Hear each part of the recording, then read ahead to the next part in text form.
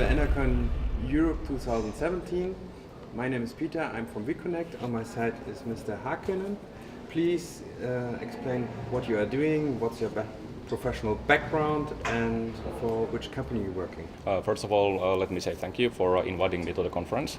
It's my fourth or fifth time over here, so I have always been enjoying it. I'm coming from the company called SCA, and I work in the hygiene department, and the company is making a lot of tissue products like household towels, napkins, toilet paper, etc. And in the company I'm responsible for the resource efficiency, so looking after the raw materials and energy efficiency and how to deploy a sustainability culture in the supply chain. What's behind the benchmark session? What you are doing? Yeah, we wanted to go a little bit outside of the traditional benchmarking. So in this session, actually, I will have the presentation together with my colleague from another company, Adam Pavelas from Carlsberg. So what I mean by going outside of the traditional benchmarking, so we don't want to go to the technical terms instead of understanding the efficiency of our boilers or compressed air or etc. But we actually want to benchmark how we are dealing with the management of the sustainability in the different companies, actually in completely different industries. And by doing so, that actually opens up a lot of interesting insights on what you can learn from the others, and also what are the similarities and what are the differences. And you talk about the session before with Mr. Pavelas, what you are talking about, because Carlsberg is totally different to SCA. Yes, absolutely. So we will first of all open the presentation by giving a little bit of insight. Where are we coming from? What are the differences and the similarities of the companies? Then we will look at the different sustainability strategies from the two companies side by side. And then we will see how it will be actually deployed to the way how we manage the energy efficiency. What do you have in mind so far about the different companies and how to deal with sustainability, energy saving and stuff like that? So first of all, what was a surprise for me was that how similar the culture we want to develop is actually in the cultures. So we really want to have everybody involved in the companies because if you don't have that in place, then the technological elements, they will follow. So that was a surprise that we are actually having a lot of similarities on how we want to deploy the culture. When it comes to the technical side and how we manage the innovations, how we manage the technological improvements, these we have a lot of, let's say, differences. One of the reasons is that our production processes are really different.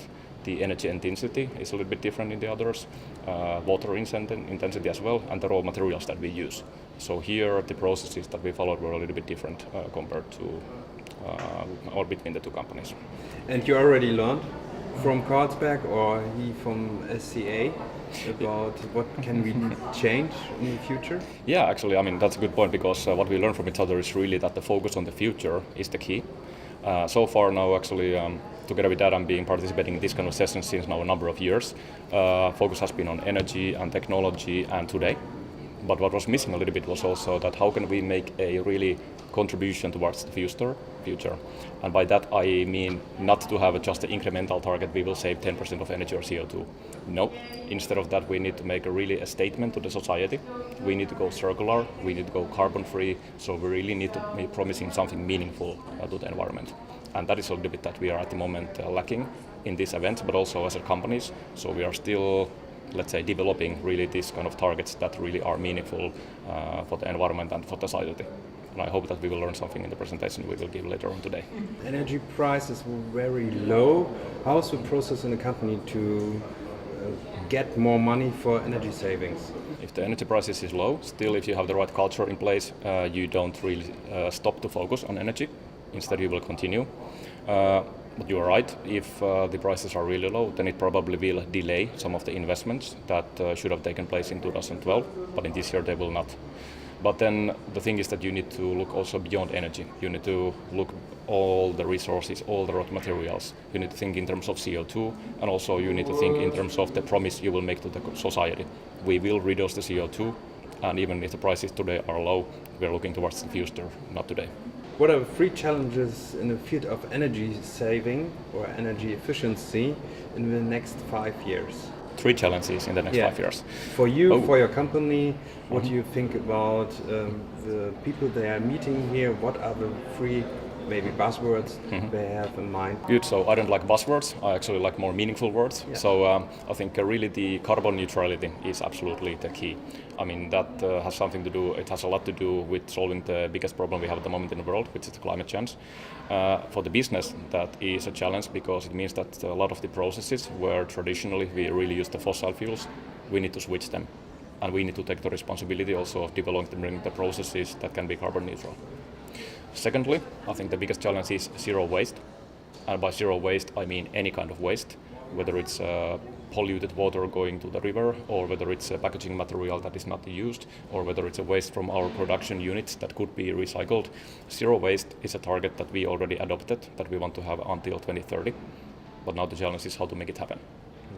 And the third challenge, really, I think it's to really be not only carbon neutral, not only neutral in terms of waste, but really giving a positive impact to the environment. I would like to work in a company that really in the end has a commitment that based on our operations we will have a positive impact to the environment, and I truly believe it's possible. You are a nominee at the ener.CON award. How important is for you, for your company, to be awarded or to be a nominee for this award? Let me say that of course absolutely it's nice to get nominated. For me personally it's feeling really good to be recognized of the efforts, but I think it's more important for the company.